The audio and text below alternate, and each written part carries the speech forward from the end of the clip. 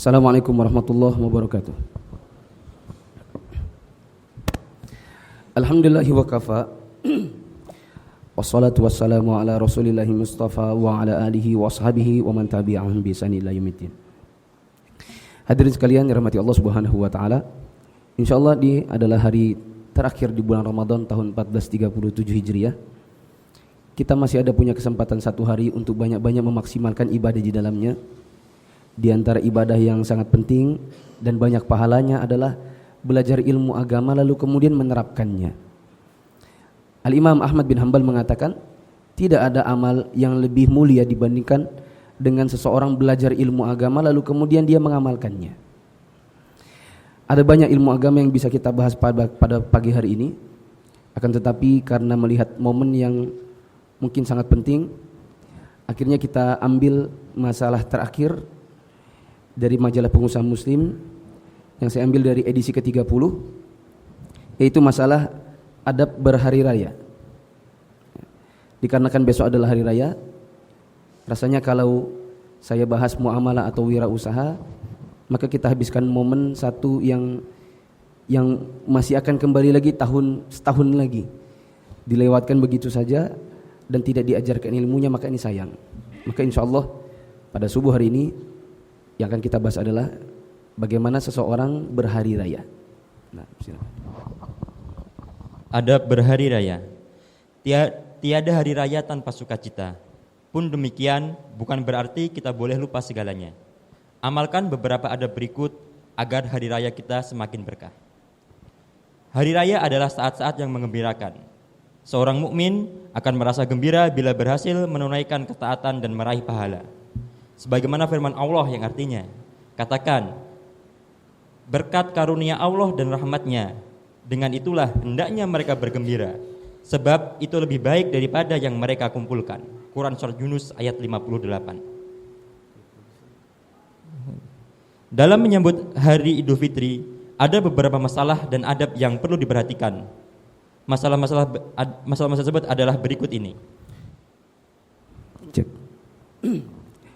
Idul Fitri atau berhari raya bagian dari ibadah. Maka semakin dia sesuai dengan adab-adab yang dituntunkan oleh Rasulullah, maka semakin dia memberikan tambahan pundi-pundi pahala. Semakin jauh dia dari sunnah Rasulullah SAW, maka semakin jauh pula dari pahala yang maksimal yang seharusnya didapatkan oleh orang yang mengamalkannya. Berikut ini adalah beberapa hal yang perlu kita laksanakan manakala kita menyambut hari raya esok hari. Pertama, bersyukur kepada Allah. Ini karena Allah telah menyempurnakan nikmatnya untuk kita, yang dengannya kita mampu berpuasa dan sholat tarawih sebulan suntuk. Perbanyaklah doa agar syam atau puasa dan qiyam atau ibadah di malam hari kita diterima olehnya, dan agar dia mengampuni segala dosa kita. Hadirin sekalian rahmati Allah, kita ini banyak dosa. Tidak antum, tidak saya, semuanya. Di mana para ulama dulu kita mengatakan, kalau seandainya dosa itu punya bau, maka tidak ada yang mau duduk satu sama lain. Kita bayangkan kalau di rumah ada sampah 3 hari, nggak dikeluarkan. Semua orang masuk, cium bau busuk. Antum pernah, kulkas antum defrost. Dihilangkan es batu yang ada di dalam freezernya. Antum defrost, keluar air di belakang. Simpan saja 1 hari, antum tak akan tahan masuk rumah. Karena sampah ditumpuk lama sekali. Sekarang bayangkan kita udah usia 20, 30, 40, 70 tahun. Kita tumpuk dosa kita. Kalau seandainya dia punya bau, busuk sekali baunya. Tapi karena rahmat Allah, maka Allah ciptakan dosa itu tak punya bau. Makanya kita masih tahan duduk satu sama lain. Maka kita harus syukuri nikmat ini. Dan kita syukuri bahwasanya orang-orang di antara kita yang dia beribadah dengan maksimal di bulan Ramadan, maka Allah akan ampuni dosa-dosanya. Karena Allah yang punya janji, Rasulullah yang memberitahukan, barang siapa yang berpuasa di bulan Ramadan dengan keimanan dan mengharapkan pahala, maka Allah akan ampuni dosa-dosanya yang telah lalu. Tapi tidak semua dari orang yang ada di bulan Ramadan kemudian dia diampuni dosa-dosanya. Hadirin, afwan agak distorsi. Hadirin sekalian rahmati Allah. Sebagian orang khususnya orang awam mengira siapa yang sampai di hari raya pasti kosong-kosong.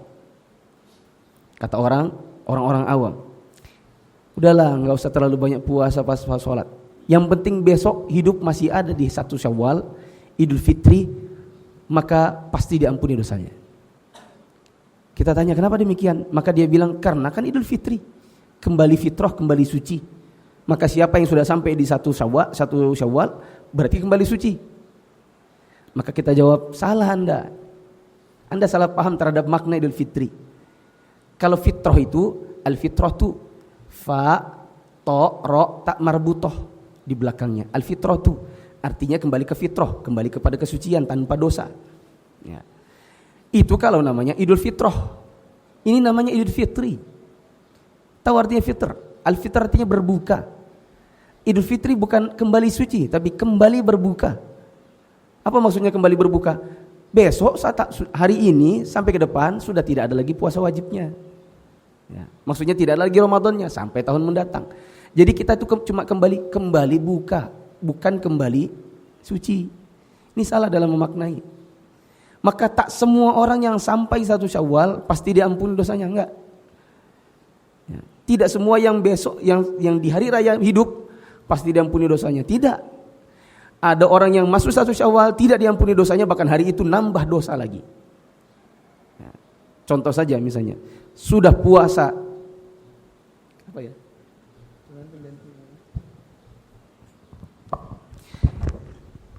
Puasa cuma puasa, tapi tak sholat. Ini dosa nggak diampuni. Puasa, tapi tak menutup aurat.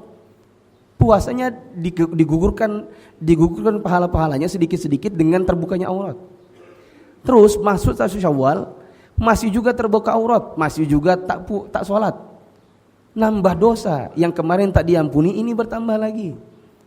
Belum nanti kalau kita lagi lebaran, kemudian kita bertamu ke sana kemari, keliling-keliling salaman satu sama lain, yang laki-laki dan yang perempuan yang bukan mahram, salaman-salaman. Ya. Yang bukan mahram.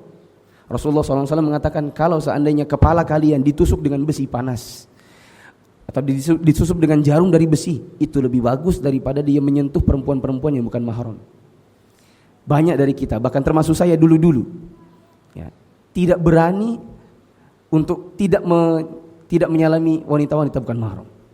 Seperti sepupu, istrinya paman, saudara ipar, kakak kita punya istri, kakak kita punya istri itu istrinya kakak kita, bukan mahram. Tapi kita kesalaman satu sama lain. Sepupu bukan mahram. Kita satu sama lain salam-salaman. Maka ini iya kalau kemarin itu diampuni dosa. Kalau tidak, hari ini nambah lagi. Ya. Tapi kan kadang-kadang kita nggak tahan atau kita itu tidak berani. Ya. Dulu saya awal-awal waktu baru pulang kuliah, karena mungkin saya digendong sama sepupu-sepupu ini, karena sepupu ini udah tua-tua, ya, tua tapi tua masih menarik begitu. Umur 40-50 itu masih menarik. Beda kalau tua 60, 70, 80 bahkan 100. Maka ini masih ada khilaf para ulama tentang hukum bersalam-salaman sama perempuan bukan mahram tapi sudah tak mungkin menarik sama sekali. Seperti misalnya nenek-nenek umur 100 tahun. Ya. Yang tidak ada laki-laki normal yang mau. Gitu. Ini masih ada khilaf. Perempuan tapi masih menarik, umur 30, 40, 50 ke bawah. Ya. Atau mungkin 50 tapi masih cantik. Maka ini tidak ada khilaf para ulama tentang terlarangnya. Ya. Tapi saya dengan sepupu saya waktu awal-awal saya begini, cuma menangkupkan tangan, sepupu saya bilang, kamu kan adekku. Langsung disambut, dipaksa, salamin. Tapi tahun depannya saya harus keras-kerasan. Enggak, gini aja. Ya. Sepupu saya bilang, kenapa ayo? Enggak, kita bukan mahram. Nah itu pertahanan juga, tahan-tahanan, kuat-kuatan mental. Ya. Iya tanda ya, kuat-kuatan mental. Saya awal-awalnya malah begini, saya gini kan tanggung tangan. Sepupu saya bilang, kenapa sih nggak boleh? Kamu kan adekku. Tapi kita bukan mahram kak, kita boleh menikah. Siapa juga yang mau nikah sama kamu? Ya, dia bilang begitu. Ya. Tapi harus tahan mental. Maka saya dengan sepupu sudah sekian tahun ini, sejak saya pulang dari Saudi khususnya, orang tambah paham. Oh, si fulan, saya maksudnya, ini nggak akan dia salaman sama sepupu-sepupunya. Yang saya mungkin masih mau salaman adalah, misalnya saya punya tante, tapi dia istrinya paman, dia bukan mahram aslinya, tapi umurnya mungkin udah 90 lebih kali. Yang memang manusia normal nggak akan mau gitu. Ya.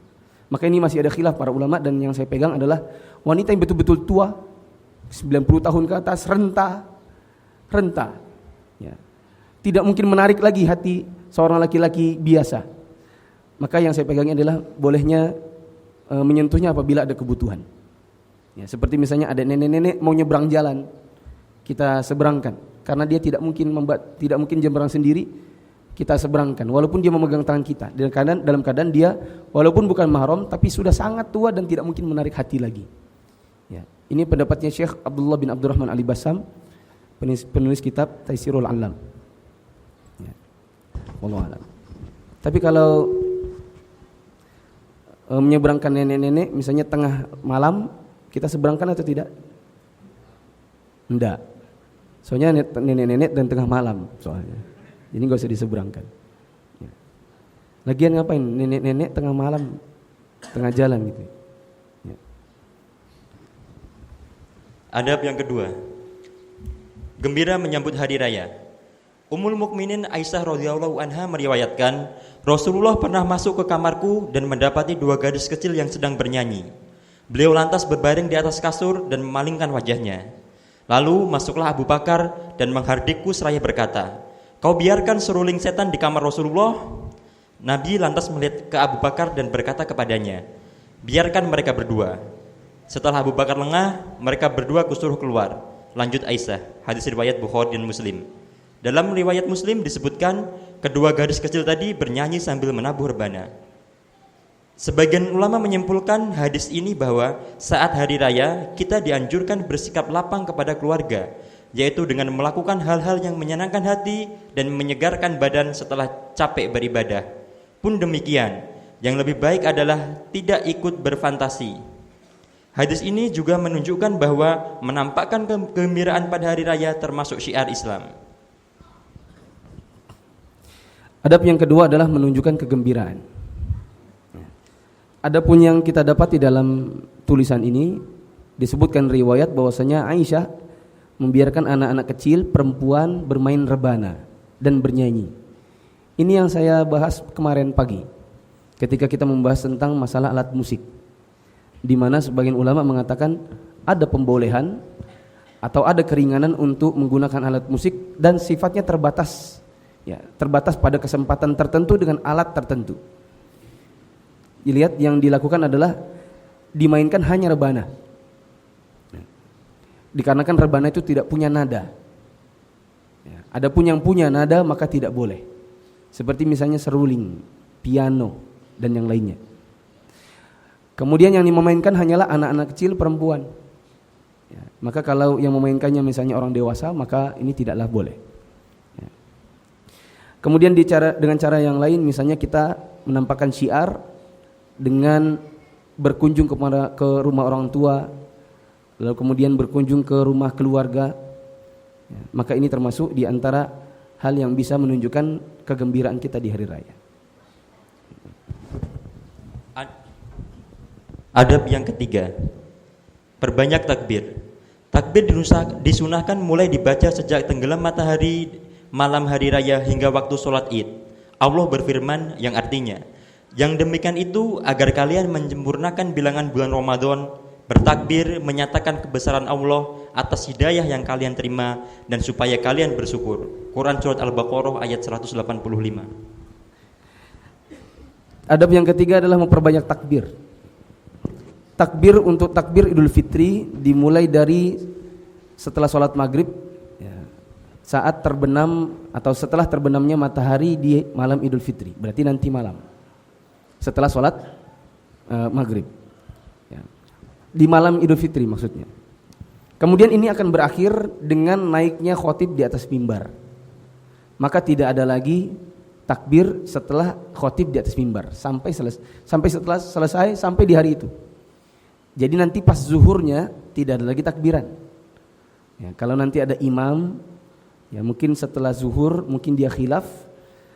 Ya, setelah dia zuhur dia takbiran, dia pakai mic misalnya, maka diingatkan, Pak, tuntunannya Nabi untuk hari raya Idul Fitri berakhir dengan naiknya khotib di atas mimbar. Kaum lelaki disunahkan mengeraskan takbirnya ketika berada di pasar, perumahan,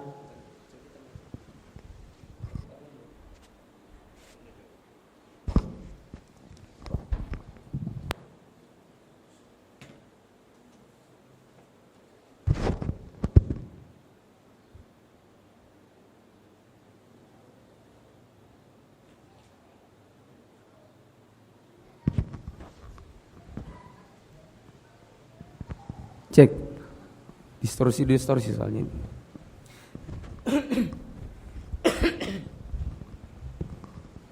Cek. Kaum lelaki disunahkan mengeraskan takbirnya ketika berada di pasar, perumahan, jalan-jalan, masjid-masjid, dan tempat-tempat perkumpulan. Hal itu dalam rangka menghidupkan syiar Islam yang satu ini dan meneladani para salaf. Bacaan takbir yang dimaksud ialah Allahu Akbar, la ilaha illallah, Allahu Akbar, walillahil hamd. Apa yang dibaca waktu takbiran? Lafaznya adalah Allahu Akbar. Ya, la ilaha illallah, Allahu Akbar, walillahil hamd. Satu saja yang ingin saya garis bawahi bahwa Allahu Akbar 2 kali dengan Allahu Akbar 3 kali. Ini hanyalah khilaf biasa yang sifatnya hanya variasi saja. Jadi mau 2 kali, mau 3 kali silahkan. Dan jangan mengotak-ngotakan orang dengan standar ini. Ini bukan standar pengotak-ngotakan.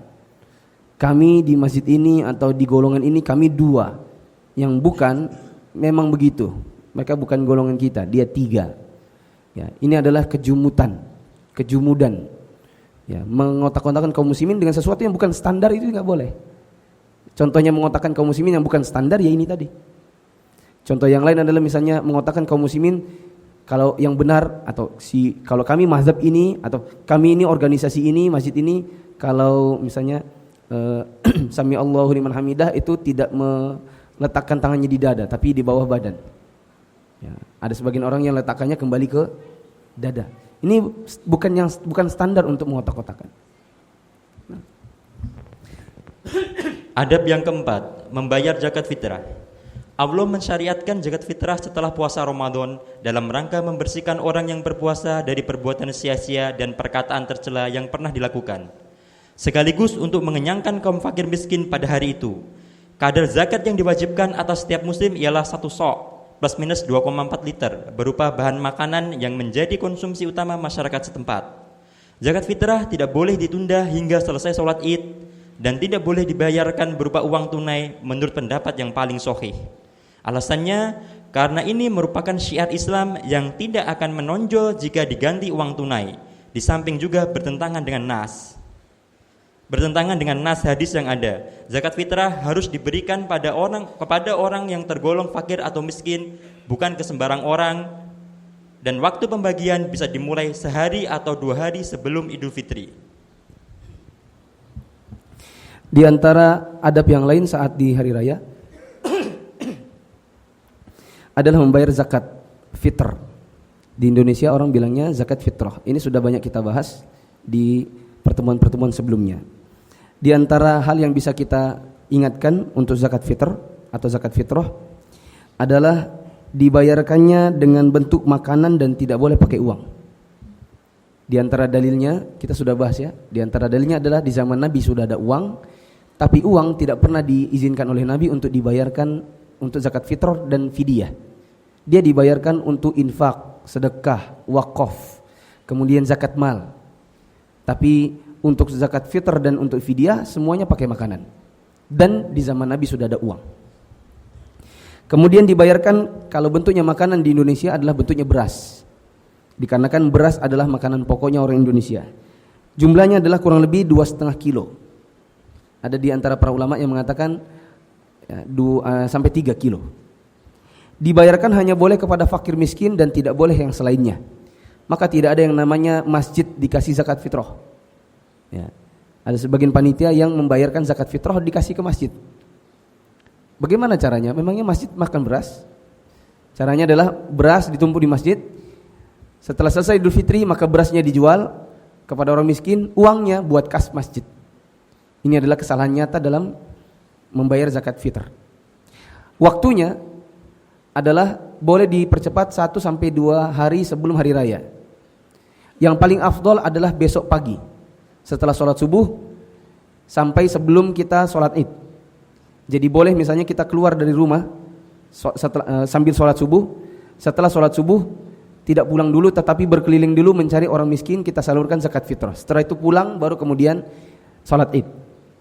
Atau ketika sudah sholat subuh pulang dulu sambil menuju tempat sholat id kita bawa beras untuk dikasihkan ke orang miskin dan diberikan sebelum orang sholat id. Ya. Cuma memang sebagian orang merasa kerepotan, ya, sebagiannya jadi panitia sholat id, maka tidak mungkin untuk membayarkannya di pagi hari karena itu akan merepotkan, ya, membuang waktu. Maka boleh dimajukan nanti malam. Nah, boleh juga diajukan 1 atau 2 hari sebelum sholat id. Barang siapa yang tidak punya uzur dan baru dibayarkannya setelah sholat id, maka dia berdosa dan zakat fitrahnya tidak dihukumi sebagai zakat tapi hanya dianggap sedekah biasa. Zakat fitrahnya tidak sah. Dia berdosa karena menyengaja untuk mengakhirkan sampai dengan lewat sholat id. Ya, dan zakat yang dikeluarkan hanyalah sedekah biasa, tidak bisa dihukumi sebagai zakat fitrah. Adab yang kelima, mandi dan berhias. Dianjurkan bagi lelaki untuk mandi, memakai wewangian dan pakaian yang terbaik saat hari raya. Dalilnya adalah hadis Ibnu Umar yang mengatakan, Umar pernah mengambil jubah dari sutera yang dijual di pasar. Beliau lantas membawanya kepada Rasulullah seraya berkata, "Ya Rasulullah, belilah jubah ini dan berhiaslah dengannya ketika menyambut para tamu dan hari raya." Hadis riwayat Bukhari. Ibnu Umar sendiri konon mengenakan pakaian yang terindah saat hari raya. Cek. Dalam adab yang lain disunahkan bagi kita untuk sebelum berangkat sholat id mandi dulu. Dan mandinya dengan tata cara mandi seperti mandi junub. Ya. Ada orang yang bertanya kepada Ibnu Abbas, "Kapankah waktunya saya mandi?" Maka Ibnu Abbas mengatakan, "Kapanpun kau mau." Maka orang itu mengatakan, "Bukan sembarang mandi, yang betul-betul mandi." Maksudnya dengan tata cara seperti orang mandi junub. Maka di antara waktu yang disebutkan oleh Ibnu Abbas adalah hari raya. Maka wallahu alam, ini adalah bisa dijadikan dalil untuk mandi terlebih dahulu sebelum kita berangkat sholat id dengan tata cara seperti orang mandi junub walaupun enggak junub. Kemudian berhias, menggunakan pakaian yang baik, yang bagus, kemudian memakai wangi-wangian, berangkat dalam keadaan sudah menggosok gigi, memakai pakaian yang terbaik yang kita punya, tentu dengan pakaian yang menutup aurat dan sesuai dengan tuntunan syariat. Nah, bagi perempuan tidak boleh keluar di lapangan id dalam keadaan berdandan, memperlihatkan kecantikannya di hadapan manusia. Dilarang oleh Rasulullah SAW, dilarang oleh Allah Subhanahu Wa Taala bagi orang-orang yang tabarruj atau bermake up atau berdandan dengan tabarrujal jahiliyah, dengan menggunakan make up ala orang jahiliyah, di mana mereka menggunakan pewarna bibir, kemudian pewarna yang diletakkan di muka dalam rangka untuk menarik perhatian laki-laki. Ya. Maka kita kalau punya istri, bilang sama dia tidak boleh kau bermake up. Ya. Tapi juga jangan kucel, mandi. Ya. Mandi, tapi wajah nggak boleh diwarna-warnai. Ya, dikasih gincu lah, inilah itulah. Pergi ke lapangan sholat id, ya, bajunya menerawang. Bahkan ada di antara mereka yang keluar dari rumah nggak pakai mukenanya, jilbabnya tak dipakai. Ya, mukenanya ditaruh di tangan. Keluar rumah, rambutnya terurai. Nanti kalau sudah sampai di lapangan baru dipakai. Ya, maka ini jelas kemungkaran nyata. Ingat, Pak. Dosa istri dan anak perempuan kita itu belum tentu diampuni. Kok mau nambah lagi? Ya. Kalau perlu nanti pulang ini di malam hari atau di siang hari ini, dudukkan mereka lalu bilang, mulai hari ini saya sebagai kepala rumah tangga berkewajiban untuk menjaga diri saya dan keluarga saya dari api neraka. Saya minta mama, anak-anak semua perempuan yang sudah baligh harus memakai jilbab. Ya. Tentu berarti harus beli. Ya. Bukan harus beli pang. Apa ya? Harus punya berarti. Ya. Jangan juga bapaknya pelit. Kita mau beli dari kemarin nggak dikasih duitnya. Ya. Wallahu a'lam. Adab yang keenam, makan sebelum sholat id. Disunahkan memakan kurma dalam jumlah ganjil sebelum sholat id. Dalilnya adalah hadis Ibnu Abbas radhiyallahu anhuma yang mengatakan bahwa Rasulullah SAW senantiasa berangkat sholat id setelah makan beberapa butir kurma. Hadis riwayat Bukhari. Dalam riwayat lain disebutkan bahwa beliau memakannya dalam jumlah ganjil. Di antara adab yang lain untuk Idul Fitri adalah sebelum berangkat sholat id, makan dulu. Mengapa demikian? Karena kemarin kita puasa. Maka di hari Idul Fitri ditandailah tidak ada lagi yang namanya Ramadan dengan cara sebelum berangkat sholat id, kita makan dulu. Dan ini kebalikannya nanti untuk Idul Adha. Untuk Idul Adha, sunnahnya adalah jangan makan dulu. Adab yang ketujuh, berangkat sholat id lebih dini. Alasannya karena Allah menyuruh kita untuk berlomba-lomba dalam kebajikan, dan sholat id termasuk kebajikan terbesar pada hari itu. Bahkan para ulama muhakkikin atau ahli peneliti menguatkan pendapat bahwa sholat id hukumnya wajib dan tidak akan gugur kecuali karena ada udzur. Nabi bahkan memerintahkan agar gadis-gadis pingitan dan wanita yang sedang haid diajak keluar untuk menyimak khutbah id, dengan syarat mereka tidak boleh berada di area tempat sholat. Adab yang lain adalah berangkat ke tempat sholat lebih awal. Ya. Jangan berlambat-lambat. Ya. Sebagian perempuan ada yang di pagi hari terlalu sibuk dengan makanan. Ya. Yang disibuki makanan, nah, bikin ini, bikin itu, sampai terlambat. Kadang-kadang pas sudah terlambat, lewat, sudah 2 rakaat, bingung dia cara masbuknya. Ya. Apalagi kalau sudah selesai. Pak, Bu, sudah selesai? Sudah. Atau dia datang lihat khotibnya sudah atas mimbar. Bingung dia mau ngapain. Ya atau enggak? Kita kan jarang-jarang itu dalam 1 tahun ada kajian fikih, jarang-jarang ada pembahasan tata cara masbuk untuk sholat id. Kapan antum dengar orang bahas tata cara masbuk untuk sholat id? Ya. Terus karena itu tak pernah dibahas, nggak ada yang tahu karena itu nggak populer, bingung caranya. Nanya ke, Bu, ini sudah sholat ya? Sudah. Saya terlambat, gimana caranya? Nggak tahu juga. Nanya sini, nggak tahu juga. Ini nggak tahu juga. Ya, bapaknya juga sama di depan. Kode-kode dari belakang. Nggak tahu. Bagi semuanya nggak tahu. Anak bapak, mama semua terlambat dan tidak tahu bagaimana caranya sholat setelah orang selesai sholat. Sholat apa namanya? Sholat id. Ya. Pulang nggak ada yang sholat. Ya. Semuanya jadi kayak jadi badut. Tontonan orang-orang. Gara-gara apa? Terlambat. Lambatnya kenapa? Sibuk sama makanan. Ya. Jadi besok itu tidak usah terlalu sibuk makanan. Antum sibuk makanan malam-malam. Ya. Lalu kemudian di pagi hari segera setelah sholat subuh, jangan lagi tidur. Di sholat subuh, pulang langsung mandi, berpakaian, ngurus anak-anak, langsung berangkat. Ya. Nah, mungkin ada yang punya dalih. Ya kita kan cepat-cepat juga paling dengerin sambutannya wali kota 12 lembar. Lama kali dengarnya bete. Ya. Daripada cepat-cepat gitu ya, sudah lambat-lambat saja. Ya. Nah, ini jangan sampai terjadi, jangan sampai antum kebingungan. Ya. Nah, adab yang ke-8, berangkat dengan berjalan kaki. Salah satu yang disunahkan pada hari Id adalah berangkat ke tempat sholat dengan berjalan kaki. Dalilnya ialah perkataan Ali bin Abi Thalib bahwa berangkat ke tempat sholat id dengan jalan kaki termasuk sunnah atau ajaran Nabi SAW. Hadis riwayat Tirmizi. At-Tirmizi lantas berkomentar bahwa hadis itu diamalkan oleh mayoritas ulama. Pun begitu, mengendarai kendaraan juga tidak mengapa. Disunahkan pula untuk mengambil jalan yang berbeda ketika pulang dari sholat id. Di antara adab orang pergi sholat id adalah jalan kaki kalau rumahnya dekat. Kalau rumah antum di BDI, antum mau pergi ke Lapangan Merdeka, jangan jalan kaki. Sampai sana nggak ketemu orang sholat, bubar dah mereka. Ya. pakai kendaraan. Tapi kalau rumah di BDI, di sini nanti ada, ya. Insya Allah di sini kan Ustaz Abdul Rahman. Alhamdulillah rumah antum nggak terlalu jauh, kesininya jalan kaki aja. Daripada satu kompleks semuanya datang pakai mobil, repot parkirnya. Ya. Repot parkir lama, sini atret sana sini atau sana sini, mundur dulu, maju dulu, kanan kiri, repot panitianya, repot antumnya. Udah dari rumah jalan kaki. Ya. Ini kalau dari sini sampai rumah terjauh di dalam komplek ini berapa kilo sih? Mana Mas Deni? Berapa Mas Deni? Hah? 2 kilo? Setengah kilo? Nah, dekat berarti. Berarti kesini jalan kaki aja. Nah, nggak usah bawa kendaraan.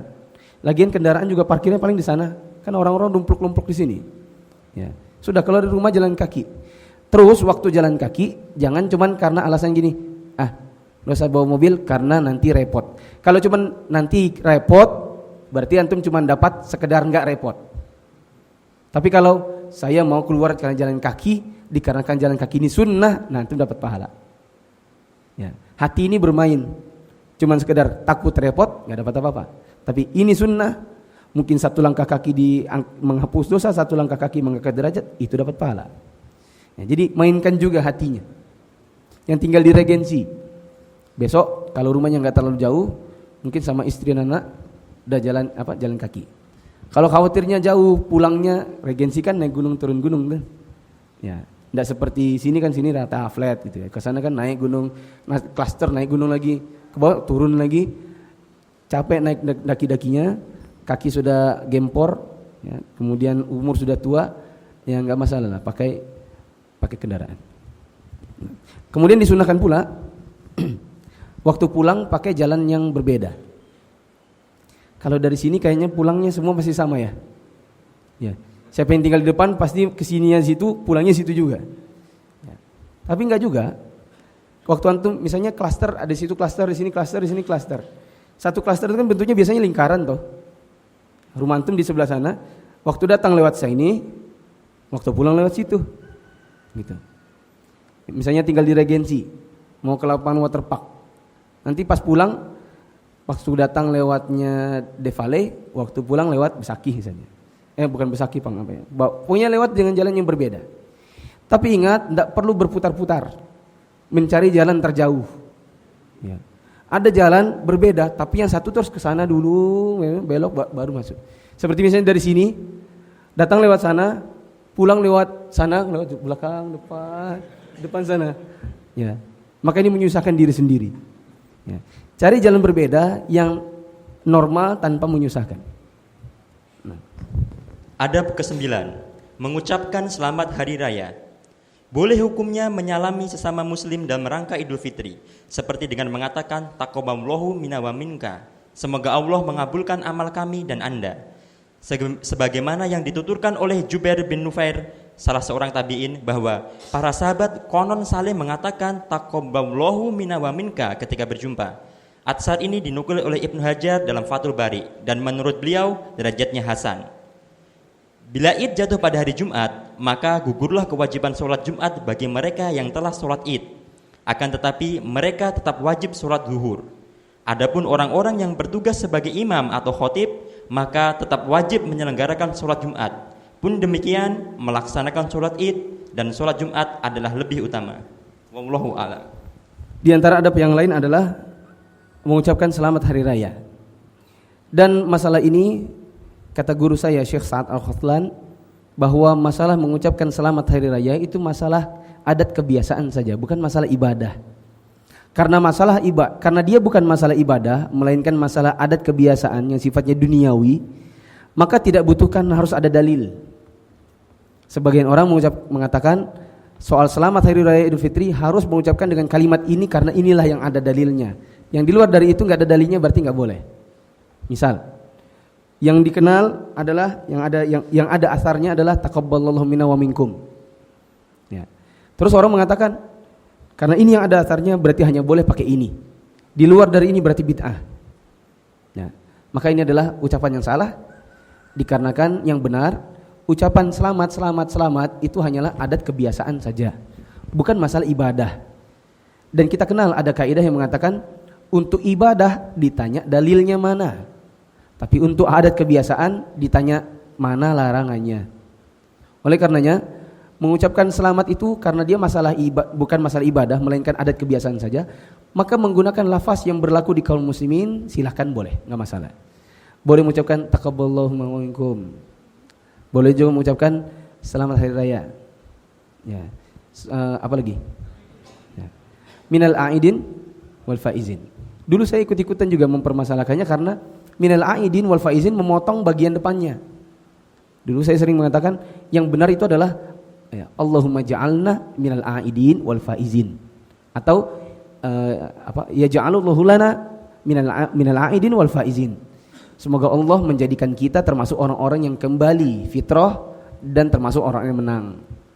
Tapi karena cuma minal aidin wal faizin terputus di depannya, enggak ada bagian depannya, jadi cuma sekedar Assalamualaikum, Waalaikumsalam. Dari orang yang kembali dan orang yang fitrah. Hah? Maksudnya? Karena bagian depannya hilang. Tapi kalau semoga semoga Allah menjadikan kita orang yang kembali fitrah dan termasuk orang yang menang, maka ini baru benar. Tapi wallahu alam kita dapati sebagian ustaz ada yang mengatakan mengucapkan minal aidin wal faizin pun tidak mengapa dikarenakan ini bukan masalah ibadah, tetapi ini adalah masalah adat kebiasaan saja. Mana yang dianggap masyarakat baik, mohon maaf lahir batin, maka ini semua boleh. Nah, wallahu alam. Habis ya. Untuk Id kalau dia jatuh di hari Jumat, maka untuk kita yang jadi jamaah di luar dari khatib dan imam, silakan mau pilih. Tadi pagi saya sudah sholat Id, berarti nanti saya enggak sholat Jumat, berarti saya hanya sholat zuhur saja. Tetapi kalau memilih sholat Jumat juga, maka ini lebih utama. Adapun untuk imam atau para khatib tidak boleh meliburkan diri. Ya. Karena kalau semuanya libur, kemana orang sholat Jumat? Bingung. Sebagian masyarakat tidak mengerti bahwasanya kalau berkumpul Idul Fitri, Idul Adha dengan Jumatan, maka boleh dipilih salah satunya. Mereka bingung, tidak ada orang yang khutbah, tidak ada yang mengimami, maka bisa ya, orang jadi kacau gitu. Saya tambahkan yang ada di sini, di antara sunnah yang lain adalah sholatnya di lapangan. Di masjid itu kalau hujan. Ya. Kalau tidak hujan, maka kerjakannya di lapangan. Karena inilah yang dilakukan oleh Rasulullah SAW dan para sahabatnya terdahulu.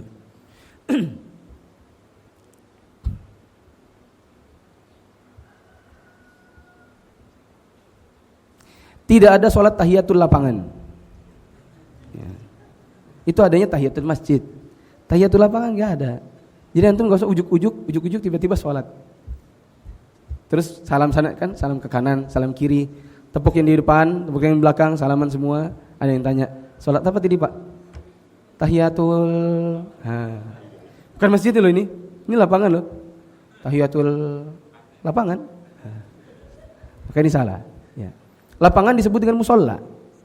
Nah, Rasulullah SAW mengucapkan wala yaqrabanna musallana. Jangan dekati tempat sholat Id kami dalam kasus Idul Adha. Tapi intinya sama, Idul Fitri Idul Adha di lapangan. Berarti lapangan disebut dengan musola. Kalau di Indonesia musola pengertiannya beda, masjid kecil nggak dipakai Jumatan. Ya, tapi dalam bahasa syariat musola maksudnya juga adalah lapangan untuk sholat Id. Nah, nggak ada dikenal tahiyatul musola. Ya. Maka tidak ada antum duduk, datang langsung duduk aja. Kecuali kalau di dalam masjid. Kalau di dalam masjid, antum tahiyatul masjid. Nanti pas selesai nggak ada ba'diyah id. Wassalamualaikum warahmatullahi wabarakatuh. Selesaikan khutbah, saya antum bangkit, sholat sendiri. Orang pulangan antum dilangkah-langkahi. Ini sholat apa orang ini? Dia bilang ba'diyah id. Nah, nggak ada. Tidak ada azan dan iqamat. Tidak ada azan, tidak ada iqamat untuk sholat Id. Oh iya, tidak ada azan dan iqamat. Saya tanya bapak-bapak, ini nggak ada yang kerja kan? Pasti sudah cuti toh. Keterlaluan kalau masih dikerja. Coba perhatikan. Azan itu fungsinya apa? Manggil orang sholat, ya kan? Untuk sholat 5 waktu ada nggak azannya? Ada. Untuk sholat Id ada nggak? Nggak ada. Sekarang pertanyaan saya, mana yang lebih butuh untuk panggil-panggil orang? 5 waktu atau sholat Id? Hah? Mana yang lebih butuh? Lima waktu ya? Sama-sama ya, dua-duanya. Ini butuh, itu butuh. Semuanya butuh. Karena kalau untuk sholat id, butuh dipanggil, ayo cepat, udah azan nih. Jangan lambat-lambat, nanti kalian kalau terlambat bingung lagi tuh sholat. Bagaimana cara sholatnya? Udah terlambat. Ya. Akhirnya kemudian berarti sholat id juga butuh memanggil orang. Tapi kok nggak ada azannya? Kenapa kalau 5 waktu ada azannya? Kok untuk sholat Idul Fitri, Idul Adha nggak ada azannya? Jawabannya? Karena memang nggak ada syariatnya. Ini menunjukkan Bapak-bapak, walaupun ada motivasi untuk mengerjakannya, tapi kalau nggak ada syariatnya nggak dikerjakan. Ya. Walaupun ada menurut kita, ya ini kan bagus nih. Sebenarnya kalau nanti gini bisa gini, tapi nggak ada syariatnya, berarti nggak disyariatkan. Berarti memang nggak perlu dikerjakan. Makanya ada kaidah yang mengatakan, apabila ada sesuatu yang dianggap ibadah, motivasinya ada. Di zaman Nabi pun bisa dikerjakan kalau mau. Tidak ada penghalangnya kalau Nabi mau mengerjakannya. Tapi Nabi tidak mengerjakannya, berarti tidak ada syariatnya. Siapa yang bisa ulangi, saya kasih paket buku. 5 kalimat ini tadi. Di sini sudah gini-gini deh. Ayo, coba. Kasih THR 20.000. Ayo 5 tadi itu apa? Ayo mikir dulu. Itu alasan dia gini-gini, padahal dia ngitung. Ada yang bisa? 5 itu tadi apa? Coba katakan. Ulangi dulu. Wah, curang. Saya ulangi, tapi kalau antum bisa, antum yang kasih saya THR. 5 ini adalah kalau ada sesuatu yang dianggap ibadah, dianggap orang ibadah, motivasinya di zaman Nabi juga ada, penghalangnya tidak ada. Kalau mau kerjakan bisa, tidak ada penghalangnya sama sekali. Tapi Nabi tidak mengerjakannya, maka tidak ada syariatnya. Contohnya azan di sholat Idul Fitri. Ini ibadah atau bukan? Ibadah. Motivasinya di zaman Nabi ada? Ada buat manggilin orang sholat. Penghalangnya tak ada. Betul? Tinggal suruh Bilal, apa susahnya? Tapi Nabi tidak mengerjakannya. Betul? Betul, tidak dikerjakan. Berarti tidak ada syariatnya. Azan waktu nguburin orang di kuburan. Masuk jenazahnya, kemudian azan di kuburan. Kita tanya, azan di kuburan, ibadah atau bukan? Ibadah. Bukan adat, ibadah. Kata yang azan, kenapa kok azan? Ini supaya mengingatkan dia, ini kan nanti supaya itu kan agama sudah, berarti udah masuk ranah ibadah. Ya. Motivasinya di zaman Nabi ada. Ada buat ngingatin orang sholat itu. Mungkin nggak di zaman Nabi? Iya. Penghalangnya tak ada. Iya, nggak ada penghalangnya. Nabi tinggal, Bilal, Abdul Maktum, siapa bapaknya, siapa anaknya, tolong azankan. Kalau mau tinggal tunjuk. Tapi Nabi tidak mengerjakannya, berarti tidak ada syariatnya. Salawatan di antara tarawih. Allahumma Muhammad, Allahumma Muhammad, Al-Khalifatul Awal. Kalau Khalifatul Awal jelas sudah nggak mungkin ada syariatnya, karena Nabi meninggal baru ada khalifahnya. Ini jelas-jelas nggak ada di zaman Nabi. Ibadah itu bukan salawat itu? Ibadah. Ada motivasinya? Ada. Siapa yang bersalawat untukku 1 kali, maka Allah bersalawat untuknya 10 kali. Nabi yang suruh, Nabi yang kasih tahu. Ada motivasinya. Ada nggak larangannya? Ada nggak penghalangnya? Nggak ada. Nabi bisa aja bilang habis 2 rakaat, bilang Allahumma Muhammad, coba bilang. Ya. Kalau mau dikerjakan, nggak ada penghalang. Dikerjakan nggak sama Nabi? Enggak. Berarti nggak ada syariatnya. Gitu. Terus di antara adab yang lain adalah adab buat imam. Kalau sudah hujan, jangan lama-lama lagi. Ya. Ini saya tambahin sendiri aja, nggak ada di buku-buku standar. Sebagian imam sudah hujan, masih melama-lamakan lagi sholatnya. Orang sudah konsen semua HP-nya di dalam ini. Ya. Tips buat antum, kalau kira-kira mendung, HP masukin plastik. Ya. Karena antum badan hujan, dompet sama HP masukin di kantong plastik biar nggak kehujanan. Saya sudah pengalaman soalnya di dom dulu, ya, tahun 2008 kalau tidak salah, di dom. Baru as-salatu jami'ah, awal salatu jami'ah kan baru orang mau berdiri, baru mau susun soft, sudah dor, apa namanya? Hujan yang nggak main-main, hujan deras. So, orang sudah larian ke dom, naik di atas tempat itu, imamnya Allahu Akbar. Saya udah bahasa kuyup sudah. Waktu itu nggak bawa HP juga. Wadallin amin. Kirain mau inna atainakal kautsar. Wal fajar. 1 rakaat 1 halaman. Ya. Harusnya nggak usah sudah. Di belakang tuh ada tua, mungkin ada orang alergi hujan, bengek-bengek pulang, ada anak kecil. Wal fajar, al fajar. Saya kira mungkin al fajar walayalin asyr apa? Wal fajar walayalin asyr wasyaf'i wal watr wal laili idza yasr hal fi dzalika qasamul li hijr Allahu akbar. Kirain mau gitu.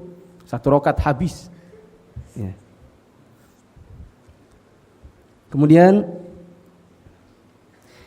para wanita harus menggunakan hijab atau jilbab. Ya, ingat aurat perempuan ya, kalau terbuka maka dia berdosa. Mana aurat perempuan? Seluruh tubuhnya aurat kecuali wajah dan telapak tangan. Maka pakai kaos kaki harus, Pak. Masa Anda tinggal di BDI kaos kaki buat istri aja nggak sanggup beli? Ini serius loh, saya ngomong dari hati nih ngomongnya. Ya. Belikan istrinya kaos kaki, bilang, Mi, keluar dari rumah kaos kaki harus ditutupi. Masalahnya kaki itu aurat, cintaku. Gitu. Belikan dia, kasih jilbab panjang. Bilang, ini Ramadan, tidak tahu lagi kapan kita hidup. Jangan-jangan hari ini juga kau mati. Udah, pakai jilbab. Hari kemarin puasa belum tentu diampuni. Jangan kau tambah lagi. Pakai jilbabnya. Kasih juga anaknya. Ya. Kalau dia sudah mulai begincu, enggak ada itu. Ya. Enggak boleh kasih gincu.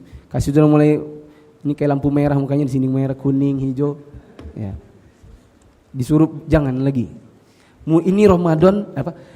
Begini loh Pak, setiap Ramadan itu katanya orang-orang terdahulu kan, katanya ustaz terdahulu, Ramadan itu harus antum kayak kepompong. Selesai Ramadan terbuka dia seperti kupu-kupu. Maksudnya masuk jelek, keluar harus bagus. Nah kita Ramadannya kan udah ganti-ganti tuh tiap tahun. Waktu masuk ini jelek, keluar dari Ramadan ini bagus. Sampai tahun depan bagusnya waktu itu tetap terbilang jelek. Setelah itu bagus lagi. Keluar dari bagus Ramadan yang berikutnya 1438 Hijriah itu harus terhitung jelek juga. Nanti 1439 keluar bagus, jadi bagus lagi gitu loh. Ya. Saya dulu ada yang kenal dengan saya, kayak gini ya tipenya. Habis 2005 dulu saya masih pakai itu kan celana jeans. Ya. Celana jeans ya dipakai.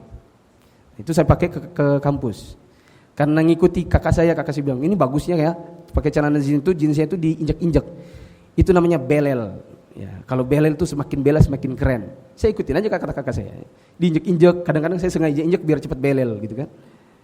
Selesai tahun 2005, mulai tahun ini saya tidak lagi pakai celana ini. Karena saya sudah dengar pengajian, celana jeans tidak bisa dihukumi sebagai tasyabbuh bil kufar, tapi orang soleh tak memakainya. Coba antum melihat ada ustadz khutbah Jumat pakai celana jeans, kira-kira antum mau di situ atau bubar? Bubar. Ini menunjukkan bahwasanya celana jeans itu enggak identik dengan orang soleh. Walaupun tak bisa dihukumi haram mutlak. Ada orang mengatakan ini adalah menyerupai orang kafir, itu juga enggak benar. Itu berlebihan. Tapi kalau kita katakan ini bukan pakaian orang soleh, bisa. Dikarenakan kita tak pernah lihat ada ustadz khutbah Jumat pakai celana jeans. Ceramah pakai celana jeans. Bayangkan, bahkan masuk pesantren tradisional sekalipun ada yang bawa celana jeans harus ditahan. Kalau mau dibawa pulang nanti pas liburan sekolah, liburan pesantren. Ya. Maka waktu 2005 setelah itu nggak ada lagi. Pakai celana kain. Saya pergi ke kampus pakai celana kain. Tahun 2006-nya tak ada lagi celana yang di bawah mata kaki. Semuanya harus terangkat di atas mata kaki. Karena Nabi mengatakan kain di bawah mata kaki tempatnya di neraka. Ya, isbal itu sebenarnya terlarang. Maksimal kalaupun isbal sampai dengan di atasnya mata kaki. Nabi SAW pernah megang betisnya Ibnu Umar. Kaget dia. Siapa pegang? Nabi rupanya. Maka Nabi mengatakan, ini di setengah betis ini kaki, ini betis. Setengah betis ini dipegang Nabi. Ini adalah batas dari kainmu. Kalau kau enggan maka yang ini dipegang di atasnya si mata kaki.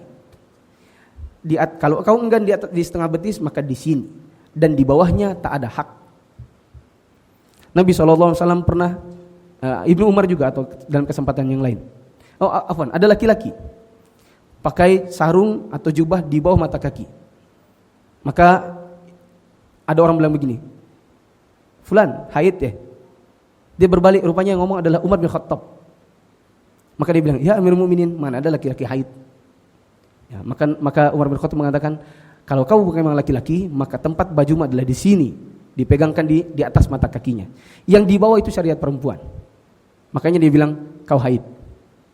Ya. Umar bin Khattab, kita tahu meninggalnya setelah ditikam. Waktu setelah ditikam kan dia dibawa pulang, tapi kan masih ada hidupnya. Sempat hidup tapi kesakitan, maka datang seorang pemuda.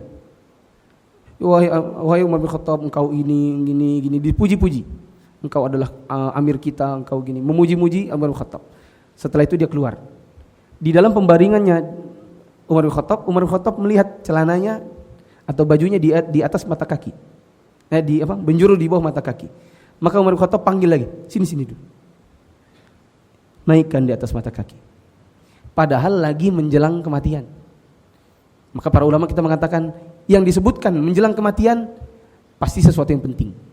Coba apa yang disebutkan menjelang kematian? Utang, warisan, jangan kelahi ya, jangan kalian berebutan harta ya, baik-baik ya, jaga mamamu. Itu semua pasti yang penting-penting kan? Orang yang sedang menjelang kematian menyebutkan sesuatu mesti penting-penting itu biasanya. Nah, sama Umar Khattab disuruh naikkan di atas mata kaki. Ini menunjukkan itu penting juga. Maka setelah 2006 semua saya pangkas, seret di atas mata kaki. 2007 saya harus bisa bahasa Arab. 2008 saya harus bisa gini, saya sudah harus bisa ngisi. 2009, 2010 saya sudah harus bisa ke Saudi, sudah. Jadi step by step setiap Ramadan ada perubahan. Nah, ntar pulang ini sambil pulang nanya-nanya nih, apa yang kurang ya? Apa yang perlu diubah ya setelah Ramadan ini? Istri kita belum berjilbab, anak kita sudah balik tapi belum juga berjilbab, suruh mereka, perintahkan. Ya, kalau misalnya dia ngamuk, kita diamkan saja. Ya, kita bilang kalau kamu gak mau ya sudah terserah, tetapi kau tak akan dapatkan kata-kataku. Misalnya kita yang balik diam gitu. Ya, diam di rumah. Bi anukah terserah. Bi anukah terserah. Kau kan mau semua yang kau mau. Ya. Saya kepala keluarga di sini. Ya, saya punya tanggung jawab. Qu anfusakum alaikum nar. Jaga dirimu, keluargamu semua dari api neraka. Kemudian wanita haid pun disunahkan untuk keluar. Ya, disunahkan untuk menuju lapangan, tapi tidak boleh ikut sholat. Kalau itu jelas. Ya. Takbir, sholat id, kemudian mendengarkan khutbah. Ini sunnah. Tapi kalau ada yang terburu-buru, boleh meninggalkannya. Jadi nggak benar juga kalau panitia mengumumkan begini, barang siapa tidak mendengarkan khutbah maka sholat idnya tidak sah. Antum bikin hukum baru. FYI, ya, untuk apa? FYI itu sebagai tambahan informasi bahwa khutbah id itu adalah sunnah. Untuk mendengarkannya sunnah. Tapi seandainya antum terburu-buru, maka boleh antum bersegera. Ya, untuk meninggalkan lapangan, tidak mengapa. Tapi kalau bisa duduk, maka itu lebih baik.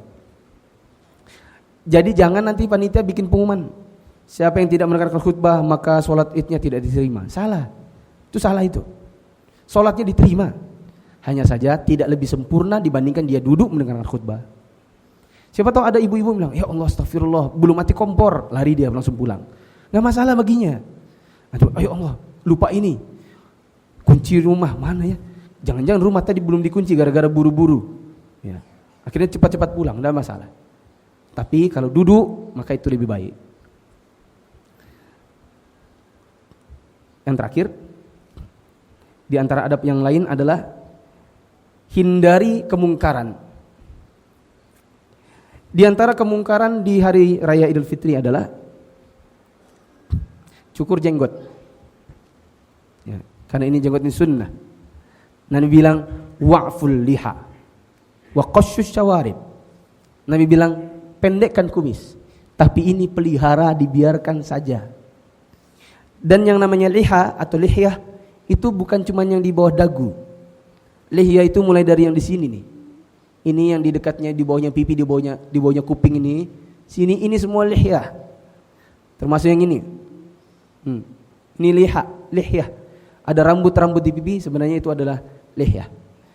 Ya. Antum bisa cek di Lisanul Arab, Ibnu Munzir, bahwa lihyah itu rambut-rambut di sebelah sini.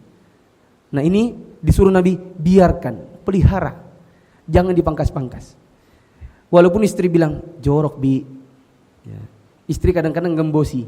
Kita mau sunnah, dia bilang jorok. Bapak-bapak, saya mau tanya nih. Ada 10 orang, sama-sama musafir, mampir di sama-sama satu masjid yang tidak ada imamnya, sama-sama 10 orang. Yang ditunjuk jadi imam kira-kira siapa dari 10-nya? Yang ada jenggotnya. Betul. Iya atau enggak? Kan lagi gini. Kayaknya Anda soleh kayaknya, gitu kan? Anda aja gitu. Ini menunjukkan bahwasanya fitrah kita akan menganggap orang berjenggot itu kayaknya dia beragama. Yang enggak ada, bingung kita. Ini orang Kristen kah, orang apa? Beneran. Di Saudi itu kalau ada orang berjenggot, umumnya di Islam, makanya manggilnya Abdullah, walaupun enggak tahu namanya. Saya nanya ke teman saya, kok aku manggilnya Abdullah? Yang itu dipanggil lagi Muhammad. Iya, soalnya tampilannya kayaknya Muslim. Karena kita tidak tahu namanya, kita panggil Abdullah, hamba Allah. Kita panggil saja Muhammad. Hei yang terpuji. Karena tampilannya Islam dan kita tak tahu namanya. Tapi kalau nggak jelas ini agamanya apa, kita panggil saya Sodik, teman. Gitu. Ini menunjukkan bahwa ini lambang kayak. Sebenarnya orang mengakui ini lambang. Cuman ada orang tidak sanggup pelihara jenggot karena saya takut nanti dikira orang soleh. Saya takut nanti pas safar disuruh jadi imam. Nggak ada yang saya hafal kecuali ina atau ina. Nah, ini sunnah Pak. Ya, jangan dibuang. Dan ini lambang. Aisyah mengatakan laki-laki itu semakin ganteng dengan jenggotnya. Waktu saya ngisi kajian dulu waktu umur saya 23 tahun saya ngisi kajian di PTHR. Orang manggil saya Mas. Setelah begini manggilnya Pak. Ya, Mas dengan Pak mana yang lebih ada unsur penghormatan? Pak. Gitu. Memang ini apa ya? Semakin ada ininya biasanya orang semakin hormat sama kita. Tapi begini, perhatikan. Mungkin ada yang kerja jadi polisi, diancam, pangkas atau kau dikeluarkan dari sini. Terus dia nggak berani. Dia TNI, dia polisi, dia nggak berani pelihara jenggot dikarenakan ada aturan kantor. Nggak usah antum tanya gini, kapan keluar? Kapan keluar? Lebih penting jenggot dibandingkan kerjaan. Ya. Jangan juga bilang gitu. Biarkan dia sudah tahu hukumnya, sudah. Yang penting dia sudah tahu hukumnya, sudah. Gitu. Adapun dia beramalah dia dengan apa yang dia mau. Sebagaimana saya kemarin bilang, waktu di mana ya? Ngomong di sini kah? Ada ikhwan yang kerja di pajak. Ya. Setelah saya kasih tahu hukumnya, yang penting dia tahu, sudah. Setelah itu saya tidak pernah tanya-tanya, kapan keluar? Ya. Yang penting dia tahu hukum. Adapun soal amalan, mungkin dia punya sesuatu yang dia anggap lebih berat yang ini daripada yang itu. Gitu. Yang penting dia tahu hukum itu nggak boleh. Setelah itu ya sudah, kita sudah cukup menasihati. Alhamdulillah orangnya sudah paham dan dia sudah meyakini iya memang sih ini keterbatasan saya. Sudah. Nah, walaupun kita tetap katakan harusnya Anda tidak boleh memotong jenggot. Di antara kemungkaran yang lain adalah untuk apa orang potong jenggot di hari raya? Itu tadi supaya ganteng. Ya, khususnya kalau dia pejabat. Ya. Nanti takutnya ketemu anggota DPRD, ketemu wali kota ini, terus semuanya klimis-klimis, yang ini jorok sendiri. Ya. Ada mantan ketua KPK KPU terbaru Balikpapan. Sekarang ujung-ujung segini. Ya. Waktu dia kerja pun masih jadi ketua KPU, gue sudah panjang. Ketemu sama Pak Imdad kah sama Pak Rijal. Ngeri ya sekarang, jorok. Ya. Memang kelihatannya ngeri gitu. Tapi bagaimana lagi? Ini sunnah Nabi. Ya. Kemudian di antara kemungkarannya adalah jabat tangan bukan mahram. Bahkan sebagian suami ada yang nyuruh istrinya. Ini suami-suami suami-suami kurang ngerti agama. Dia maksa istrinya suruh salami yang bukan mahramnya. Kalau istri saya salaman sama yang bukan mahram, apa? Ini istri saya, enggak boleh dipegang-pegang. Saya enggak mau ada ini istri saya, dia milik saya. Enggak boleh sama laki-laki yang bukan mahram. Belum lagi pas nanti salaman memisahnya dengan halus, set. Ya. Terus istri kita salaman sama teman kantor, pisahnya halus, set. Istri bilang, kayaknya ada sesuatu nih. Gitu. Istri juga bilang, kayaknya ada sesuatu nih. Duduk berhadap-hadapan, iya ngecek-ngecek kata orang, ngecek-ngecek suami lawan suami, tapi istri natap-natapin terus. Ganteng juga ini temannya suami. Ya. Akhirnya kemudian terjadi yang tidak diinginkan si suami. Ya. Maka jangan suruh istri antum mungkar kalau gitu. Harusnya, nanti kalau ketemu bukan mahram gini aja loh ya. Antum harusnya ngasih tahu. Ini enggak istrinya salamin. Kan bukan mahram, Bi. Gak apa-apa, enggak enak, malu kita sama sepupu. Suruh salam sama sepupunya kita. Kita sama sepupu aja enggak boleh, apalagi istri kita sama sepupu kita yang jelas-jelas bukan darah dagingnya gitu. Contoh yang lain adalah bertamu ke rumah orang yang enggak ada suaminya. Terus kita laki-laki sendirian. Jadi ada seorang laki-laki bertamu ke rumah seorang perempuan, ini tanpa suami, tanpa istri, terus bertamu berdua-duaan. Ini jelas kemungkaran. Rasulullah SAW mengatakan tidaklah berkumpul atau berkholwat dua orang laki dengan perempuan kecuali orang ketiganya siapa? Setan. Perempuan berdandan. Kadang-kadang dandanannya ngalang-ngalahin yang puasa.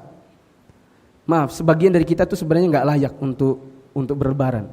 Kalau memang standar lebaran itu kualifikasinya adalah puasa dulu, sepertinya sebenarnya banyak dari kaum muslimin itu yang nggak layak lebaran. Harusnya di rumah aja. Kalau seandainya lebaran itu kualifikasi melakukannya adalah puasa dulu, puasa yang bagus. Berapa banyak dari kita puasanya nggak bagus, tapi waktu di hari raya ngalang-ngalain yang puasanya yang bagus. Yang puasanya bagus, yang sholat 5 waktu, yang tahajudan, yang sholat yang di 10 hari terakhir mengisi masjid, beritikaf, tahajud di tengah malam, mereka justru yang paling sederhana. Tapi yang enggak, justru yang paling mewah, yang paling bermegah-megahan. Ini kayak anak sekolahan, pengumuman ujian, yang lulus ini, tapi yang dandanya paling menor, yang enggak lulus. Pas datang ke sekolahan, alhamdulillah, hanya dengan pakaian sederhana, lulus. Yang datang dengan mobilnya, dengan make upnya, dengan ininya, datang, ya enggak lulus. Malu-maluin sebenarnya. Ya. Malu-maluin orang yang puasanya sebenarnya enggak benar, justru di hari raya kayak dia-dianya gitu pemenangnya. Ya. Contoh yang lain dari yang kemungkaran adalah, ini mohon maaf saja, setiap habis sholat id mesti ziarah kubur. Habis sholat id ziarah kubur. Tahun depan sholat id ziarah kubur. Kalau enggak ziarah kubur berarti mungkar. Apalagi kalau dianggap gini, kalau di kampungnya istri saya, orang kalau habis sholat id harus nyewa imam atau qori untuk bacakan yasin di kuburan. Kalau tidak menyewa, pelit. Ya, itu di kampungnya istri saya. Nah, maka ini kemungkarannya dua. Satu, melakukan amalan yang enggak ada tuntunannya. Sekali lagi, ziarah kubur ibadah bukan? Ibadah. Ada enggak motivasinya? Ada. Orang semuanya butuh, sepanjang zaman butuh untuk mengingatkan diri kepada kematian. Penghalangnya ada? Enggak ada. Dekat Nabawi dengan Baki. Kalau mau orang ziarah. Tapi yang setiap Idul Fitri ya, setiap sholat id mesti pulangnya ke kuburan dulu. Disyariatkan? Dilakukan Nabi? Enggak, berarti enggak disyariatkan.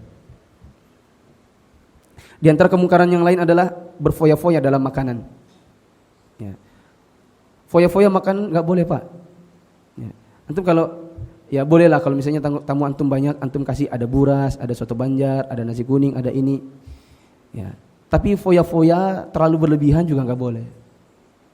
Apalagi kita yang bertamu pakai adab juga. Semuanya di makanan dicicipi. Ya. Walaupun sedikit-sedikit. Kata orang, saya kan enggak banyak. Nasi kuning cuma sedikit, ini sedikit, ini sedikit, ini sedikit. Memang jadi banyak, tapi kan sedikit-sedikit. Sebenarnya di dalam adab makan tidak boleh makan berlebihan sampai mencampurkan semuanya. walaupun dengan dalih sedikit-sedikit. Ya. Ini sedikit soto, ini sedikit. Tapi semua dicicipi, itu tetap saja image-nya rakus. Ya. Maka itu jangan. Antum pilih ini aja. Soto aja. Ya, nasi aja. Jangan semuanya mau dicicipi satu-satu. Apalagi kalau begini, antum sudah ambil banyak, ya, terus antum buang sisanya. Kalau makan sebelum ambil sebatas yang dibutuhkan saja. Ini saya kayaknya agak kenyang, berarti saya cuma cukup 2 sendok. Gitu. Kalau saya agak lapar sedikit, maka ambil 5 sendok. Gitu. Jangan berlebihan ngambilnya. Apalagi dibuang. Apalagi begini. Kok disisakan? Kenyang. Diletakkan piringnya, terus ambil yang lain. Itu berarti bukan kenyang. Itu pengen. Ya. Kemudian tidak sholat id. Ya, tidak sholat id. Itu juga merupakan kemungkaran. Memang para ulama khilaf dalam masalah sholat id. Ada yang mengatakan itu sunnah muakkadah, ada yang mengatakan itu fardu kifayah, dan ada yang mengatakan itu fardu ain. Wallahu alam, seperti yang lebih tepat adalah itu ya fardu ain, dikarenakan wanita haid saja disuruh keluar walaupun tak sholat. Nah, terus ada orang sengaja nggak sholat. Ya. Kenapa nggak sholat, Pak? Ya agak repot sih ya. Ya. Bu, kenapa nggak sholat, Bu? Masih banyak masakan belum selesai. Ya. Ini gara-gara sesuatu yang bukan sunnah, Anda tinggalkan yang wajib. Ya. Sunnah punya makanan di hari raya Idul Fitri, masak-masak buat tamu, sunnah saja tidak. Apalagi wajib. Yang wajib ditinggalkan gara-gara untuk sesuatu yang sifatnya hanya mubah. Punya makan di hari Id itu mubah. Masih banyak lagi, tapi karena keterbatasan waktu saya cukupkan saja. Ada pertanyaan?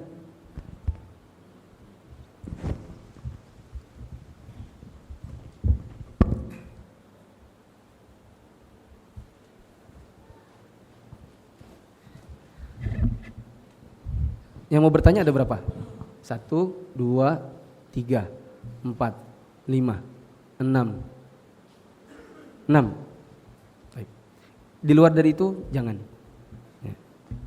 Ustadz, untuk adab wanita yang sedang haid untuk mengikuti sholat id itu seperti apa? Jadi contohnya misalnya ketika kita datang lebih awal, apakah boleh di saf wanita yang depan atau kita harus nunggu sampai belakang-belakang dulu atau agak menjauh? Terima kasih. Agak menjauh. Untuk wanita haid apa yang dilakukan? Di pinggir-pinggir tempat sholat. Jangan di sini ada orang sholat, antum di tengah-tengah. Istri kita di tengah-tengah. Terus mengundang suuzonnya orang-orang. Ini sholat enggak, duduknya di tengah. Gitu. Sholat tidak, duduknya di tengah. Bikin orang suuzon. Maka suruh dia sama anak, misalnya anak kita kecil, dia di pinggir. Karena kalau di pinggir banyak, itu orang paham. Ini berarti orang-orang haid. Mau menanyakan topik yang kemarin, sebetulnya ada pertanyaan yang cukup penting tapi terlewat mengenai hukum jual beli organ tubuh, itu seperti apa, Ustaz? Jual beli organ tubuh haram karena kita bukan milik kita. Kita ini milik Allah. Dan Rasulullah SAW mengatakan la tabi' ma laisa indak. Jangan kau jual sesuatu yang kau tak punya. Yang bukan milik kita enggak boleh dijual. Salah satu yang bukan milik kita adalah tubuh kita ini. Kita ini punyanya Allah. Maka tidak boleh hukumnya menjual beli, misalnya jual beli kornea mata, jual beli apa yang bisa dijual belikan, ginjal, ya. Dijual belikan haram. Tapi kalau dihibahkan karena kebutuhan ada orang, kemudian kita donorkan, maka ini masih boleh. Saya mendengar ini fatwanya dari Syekh Sastri. Ketiga,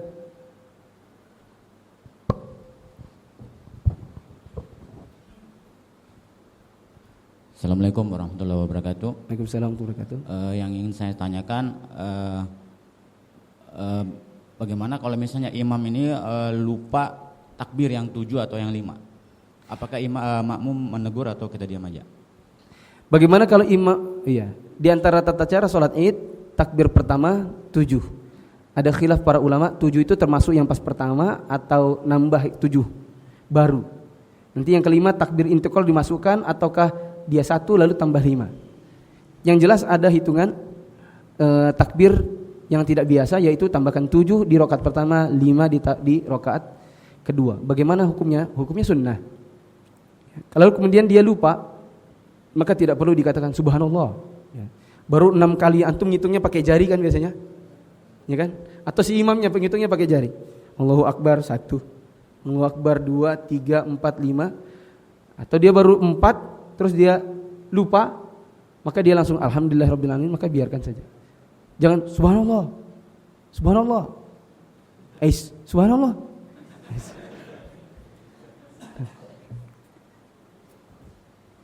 Keempat, Ustadz, gimana kalau pada saat khutbah itu kita ngomong-ngomong itu nggak apa-apa Ustadz?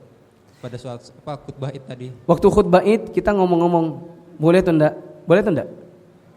Antum pulang aja boleh. Sama apa tadi Ustadz? Kalau Karena dia hukumnya sunnah. Ditinggalkan tidak mengapa. Tapi sholat Id pahala semakin baik dengan cara ikut duduk dengarkan khutbah Id. Itu banyak pahala. Ini pahala duduk dengarkan ilmu. Kalau dia amalkan lebih bagus lagi. Ya. Maka dengarkan khutbahnya. Tapi kalau antum terburu-buru pulang boleh. Kalau saya duduk sambil duduk tapi sambil ngobrol boleh nggak? Boleh. Tapi antum semakin khusyuk semakin bagus. Kalau masbuk tadi Ustadz kayak mana? Afwan. Khutbah Id tak seperti khutbah Jumat. Hukumnya tidak sama. Untuk khutbah Jumat ada orang bercakap-cakap, maka sholat zuhurnya pahalanya berkurang jadi pahala sholat zuhur saja. Sholat Jumatnya berubah jadi pahala zuhur saja. Adapun untuk sholat Id, maka khutbahnya hukumnya sunnah. Semakin khusyuk sesama didengarkan, maka ini lebih berpahala. Tapi tetap dapat pahala sholat Id.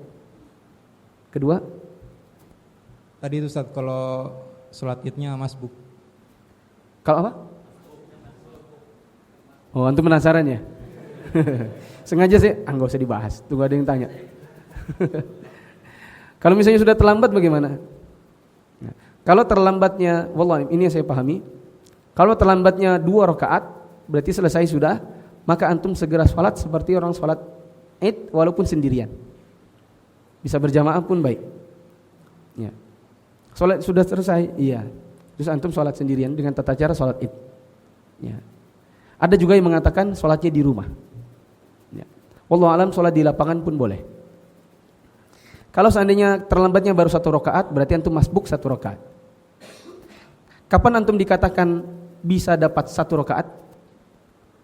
Kapankah seseorang dari 2 rakaat ini bisa dihitung 1 rakaat? Kalau antum masuknya mulai dari rakaat pertama, jelas antum dapat 2. Ya. Seseorang bisa menghitung 1 rakaat dengan cara bisa sempat ruku sama imam dan imam belum bangkit dari rukunya. Waktu imam lagi Allahu Akbar, dia ruku, kita baru datang terus kita sempat Allahu Akbar sama-sama, maka ini hitungannya 1 rakaat. Kalau sudah dia sami Allahu liman hamidah baru kita ruku, maka kita tidak dapat 1 rakaat. Rasulullah SAW mengatakan man adraka ruku'a faqad adraka raka'ah. Barang siapa yang dapat 1 ruku, maka dia dapat 1 rakaat. Berarti kalau antum sudah datang rakaat kedua dan imamnya sudah i'tidal sami'allahu liman hamidah, antum baruku, berarti antum sudah tidak dapat lagi. Ya, berarti sudah enggak dapat. Apa yang perlu dilakukan? Antum sholat sendiri, yaitu 2 rakaat. Sudah? Orang kelima mana tadi? Di sini.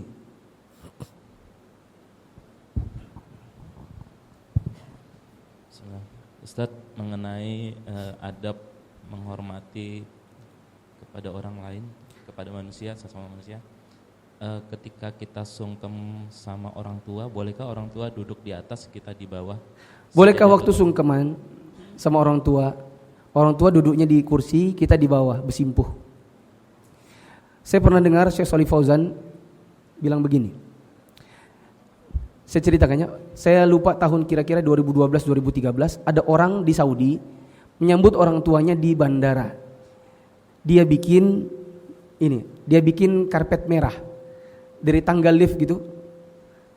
Coba matikan itunya. Dari lift turun ibunya naik itu eskalator, di bawah itu sudah ada karpet merah, anaknya sudah di sana. Nunggu sekitar kira-kira karpet merah itu dibuat kira-kira 4 meter, dia sudah bawa bunga gitu. Pas ibunya datang, langsung dia menyungkur sujud cium kaki ibunya. Setelah itu dia bangkit, dia kasih bunganya, baru dia peluk mamanya gitu. Ya. di YouTube waktu itu lagi rame-ramenya. Terus masalah itu diangkat ke Syekh Shalih Fauzan. Ada orang menyungkur dari berdiri, menyungkur ke kaki ibunya dan menciumnya. Nah, apakah ini boleh? Gak boleh. Kata beliau, tidak boleh seseorang sujud kecuali kepada Allah saja. Dan menyungkur dari berdiri menuju sujud, meletakkan dahi di bawah, itu adalah hanya untuk Allah dan tidak boleh untuk manusia walaupun itu untuk orang tua. Maka kalau bentuknya menyungkur sujud, kata beliau tidak boleh. Terus beliau kasih alternatif. Saya pernah terjemahkan fatwanya itu, saya masukkan di Facebook saya. Tapi sudah nggak tahu, udah di Facebook tahun 2012-2013. Harus dikulik-kulik dulu. Beliau kasih alternatif. Kalau mau seperti itu, maka yang dibolehkan adalah ibu atau orang tua duduk di atas kursi, lalu anak bersimpuh memegang lututnya atau memegang pahanya, lalu kemudian menyalaminya. Maka sungkeman ala orang Indonesia, di mana orang tua duduk di atas kursi, anak di bawah, dan tangannya anak berada di tangannya orang tua. Mungkin dia memegang pahanya, atau dia memegang lututnya, atau dia memegang kakinya. Dalam keadaan dia sudah di bawah, tidak menyungkur dari berdiri menuju sujud, maka ini boleh. Ringkasnya, sungkeman yang kita biasa lihat di Indonesia itu boleh, insya Allah. Terakhir, sana.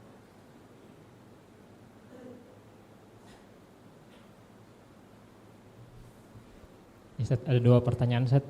Satu, Yang pertama, apakah termasuk mahram tante dari hubungan ibu yang tidak ada hubungan darahnya? Jadi orang tuanya dengan kakek dengan nenek itu menikah sama-sama bawa anak. Nah, ini saya sebagai anak, apakah itu jadi mahram saya juga? kakek nenek Menikah sama-sama bawa anak. masing-masing dulu pernah punya pasangan, masing-masing bawa anak. Oke. Terus Apakah anaknya masing-masing juga- ini punya anak lagi. Enggak, apakah tante anaknya itu sudah menjadi mahram saya? Kan jadi saudara mama nih. Oh, misalnya Saudara antum, tiri. misalnya antum anak bapak antum dengan mama Melati. Bapak antum sekarang punya istri namanya Mawar. Dia punya anak perempuan. Antum dengan anaknya, gitu kah? Bukan, Zat. Atau dengan mamanya? Dengan tante, Zat. Dengan tante. Jadi, contohnya kakek saya dengan nenek saya menikah, sama-sama bawa anak. Sama-sama bawa Menikah, anak. Jadi mama saya ini punya saudara tiri berarti, yang bukan satu darah. Oh ya. Iya. Oh iya iya. Apakah tante saya itu adalah mahram saya? Oh, Padahal tidak ada hubungan antum, darah. ya, antum punya mama, yang mama antum punya saudara perempuan, tapi dari bapak mamanya yang lain. Iya. Ya. Bukan mahram, Bukan mahram. karena nggak punya hubungan darah. Coba lihat, si A dan B menikah, punya anak C. C ini laki-laki. Si D dan E menikah, punya anak F. F-nya perempuan. Si A dan B berpisah, entah meninggal, entah cerai. C dan D berpisah, D dan E berpisah, entah cerai, entah meninggal. Mereka menikah. Misalnya B sama D menikah. Sudah ya? Maka dibawalah anak-anak masing-masing dari hubungannya terdahulu, si C dengan si F. Satunya laki-laki, satunya perempuan. Si yang laki-laki umur 24 tahun, si yang perempuan umur 23 tahun. Boleh satu gedung bikin 2 pelaminan, mama bapak, anak dan anak. Keren kan? Percaya nggak Pak? Kejadian nggak? Kejadian.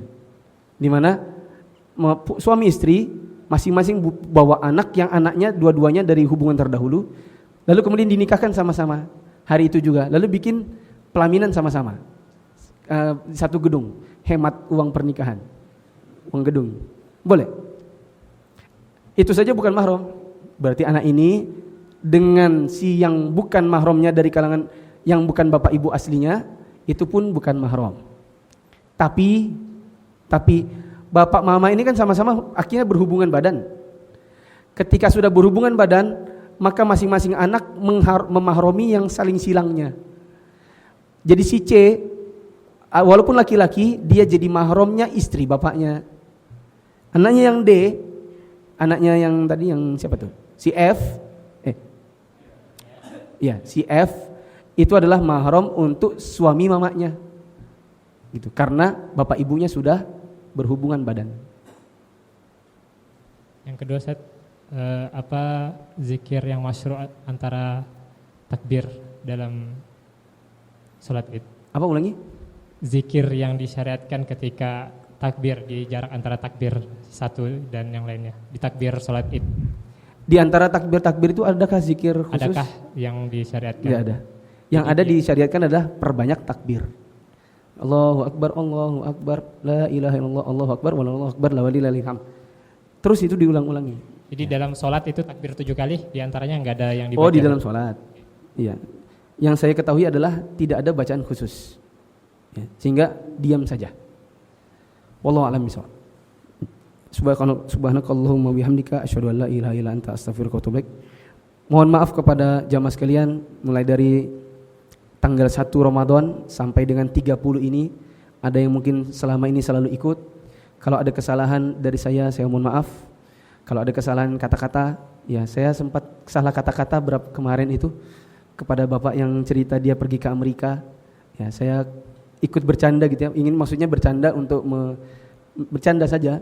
Ya, tapi kok kayaknya setelah saya pulang saya pikir mungkin ada kata-kata saya nggak pas. Kemudian kepada jamaah yang lain juga yang di BDI mulai dari tanggal 21 sampai 29, kalau ada perbuatan atau perilaku yang mungkin kurang berkenan, terlalu banyak bercanda atau yang semacamnya, ini semata-mata karena ini kajian subuh. Ya, karena kajian subuh kalau saya nggak banyak bikin antum melek gitu, nanti antum tidur, saya ditinggal nanti. Antum tidur mimpi di situ duduk saya ngomong sendirian. Ya, makanya harus dibuat agak canda-canda dikit. Ya, mungkin kurang berkenan, saya mohon maaf. Mohon maaf lahir batin. Allahumma ja'alna minal a'idin wal faizin. Semoga Allah menerima puasa kita, salat kita, qiyamul lail kita, baca Quran kita.